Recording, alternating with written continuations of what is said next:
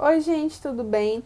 Para quem não me conhece, meu nome é Marina Figueiredo Braga. Eu sou concludente do curso de Direito da Universidade Federal do Ceará e decidi escrever meu trabalho de conclusão de curso sobre a Lei 13.964 de 2019, que ficou conhecida como Pacote Anticrime. E eu decidi compartilhar com vocês um pouco do conhecimento que eu adquiri sobre o tema.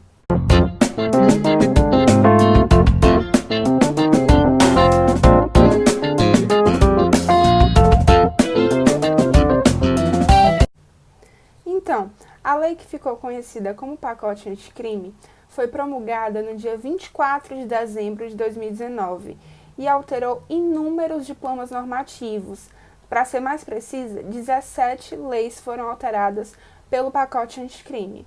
E aí a gente pode destacar o Código Penal, o Código de Processo Penal, a Lei de Execução Penal, a Lei de Interceptação Telefônica, a Lei de Crimes Hediondos e por aí vai. Para facilitar, eu dividi o nosso estudo em 3 partes. Primeiro, nós vamos aprender um pouco sobre as alterações que a Lei 13.964 de 2019 introduziu no Código Penal. E aí depois nós passamos para aquelas alterações feitas no Código de Processo Penal e depois vamos para a legislação extravagante. Sobre as alterações que o pacote anticrime introduziu no Código Penal, eu acho interessante a gente começar a estudar a questão da legítima defesa.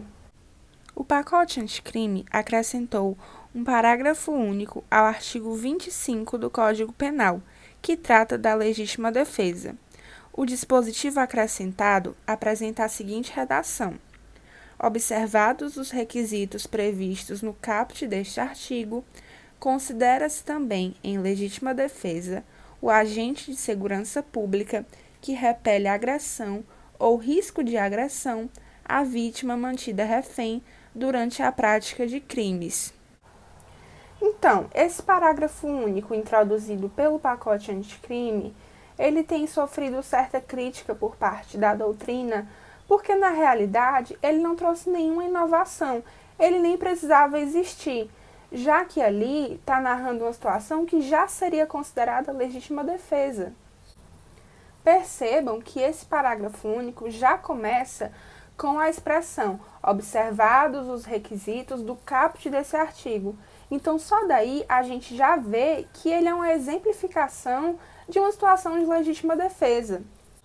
E aí, quando esse parágrafo único prevê a hipótese de um agente de segurança repelindo a agressão à vítima mantida refém durante a prática de crimes, a gente nota que se trata de uma legítima defesa de terceiro que já estaria enquadrada no caput.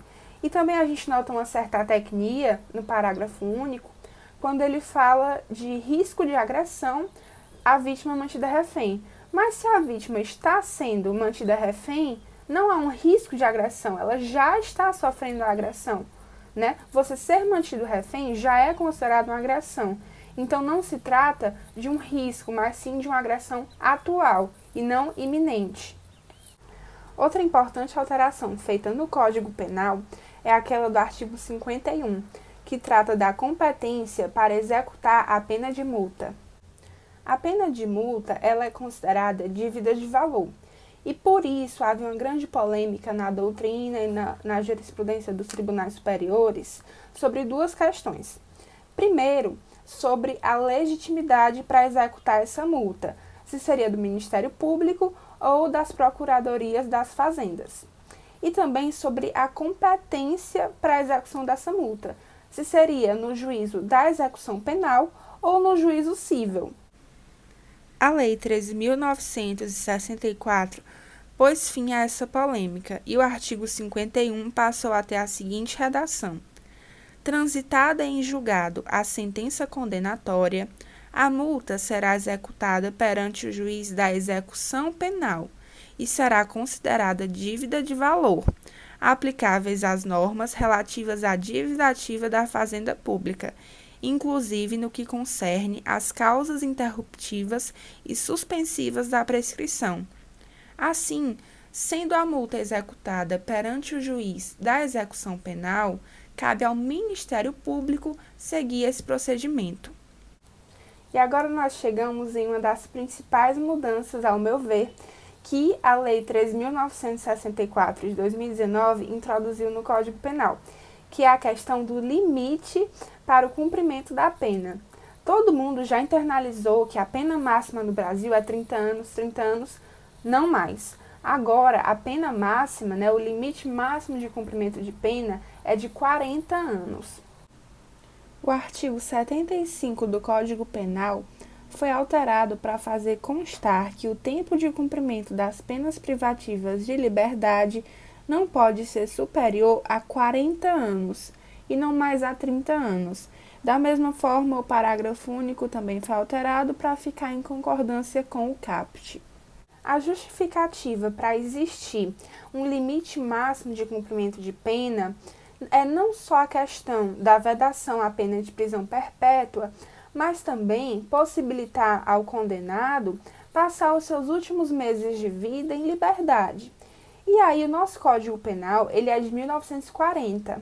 Naquela época, a expectativa de vida do brasileiro era de, em média, 45 anos. Hoje essa realidade é outra, O brasileiro vive em média 75, 76 anos.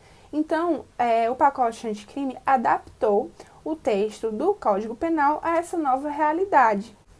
Outra importante alteração feita no Código Penal é aquela do artigo 116, que trata das causas impeditivas da prescrição. Lembrando que a prescrição é a perda do poder punitivo do Estado em face do decurso do tempo. As causas impeditivas da prescrição estão dispostas no artigo 116 do Código Penal, que com a lei anticrime recebeu mais 2 incisos. Vamos começar pelo inciso 3, que determina que a prescrição não corre na pendência de embargos de declaração ou de recursos aos tribunais superiores, quando inadmissíveis. É importante a gente compreender a justificativa por trás dessa alteração. E aí eu trago para vocês o que diz o professor Guilherme Nutti sobre o assunto, que diz o seguinte: somente esta causa já assegura, para a maioria dos casos criminais, o afastamento da impunidade gerada pela prescrição, quando a defesa ingressa com todos os recursos legais possíveis, protelando ao máximo a sua finalização, justamente para provocar a extinção da punibilidade pelo advento da prescrição. A outra hipótese de suspensão do prazo prescricional trazida pela Lei 13.964 está no artigo 116, inciso 4, que trata do acordo de não persecução penal, que é um instituto novo trazido também pelo pacote anticrime e que vai ser estudado mais à frente. Outra importante alteração trazida pela lei anticrime foi a inclusão de um inciso 7º no artigo 157 do Código Penal, que vai tratar do roubo majorado pelo emprego de arma branca. O parágrafo 2º do artigo 157 recebeu um 7º inciso para fazer constar que a violência ou grave ameaça sendo exercida com o emprego de arma de fogo será uma causa para o aumento de pena de 1/3 até a metade. Além disso, a lei anticrime também acrescentou um parágrafo 2º-B ao artigo 157, estabelecendo que se a violência ou grave ameaça for exercida com o emprego de arma de fogo de uso restrito ou proibido, aplica-se em dobro a pena prevista no caput. Além disso, o artigo 157, parágrafo 2º-A, já previa um aumento de 2/3 de pena se a violência ou ameaça fosse exercida com o emprego de arma de fogo. Então, para resumir, o roubo majorado pelo emprego de arma ficou da seguinte forma: se for arma branca, a pena vai ser aumentada de 1/3 até a metade. No caso de ter sido utilizada a arma de fogo de uso permitido, a pena vai ser aumentada de 2/3, e se for arma de uso proibido ou restrito, então a pena vai ser em dobro. Outra alteração importante foi a questão do estelionato, que a lei anticrime mudou a natureza da ação penal, que antes era pública e incondicionada e agora é condicionada à representação da vítima. O artigo 171 recebeu um 5º parágrafo que estabelece que o estelionato somente se procede mediante representação, salvo se a vítima for, inciso 1º, a administração pública, direta ou indireta. 2. Criança ou adolescente. 3. Pessoa com deficiência mental. Ou 4. Maior de 70 anos de idade ou incapaz. Para a gente entender melhor a justificativa por trás dessa alteração, eu trago as lições do professor Rogério Sanches, que diz o seguinte: o estelionato pressupõe a participação direta da vítima, que sofre o ardil, é enganada pela ação fraudulenta do agente, deixa-se levar por diversos fatores e, portanto, acaba por colaborar para o seu próprio infortúnio. A participação direta da vítima no estelionato pode provocar uma espécie de constrangimento que a previna de procurar os órgãos de investigação para lhes relatar a fraude sofrida. Essa situação pode levá-la a não querer passar pelo constrangimento de relatar por diversas vezes e para várias pessoas o golpe sofrido. É importante a gente perceber uma coisa sobre essa alteração. Ela impõe uma condição a mais para que o processo se desenvolva.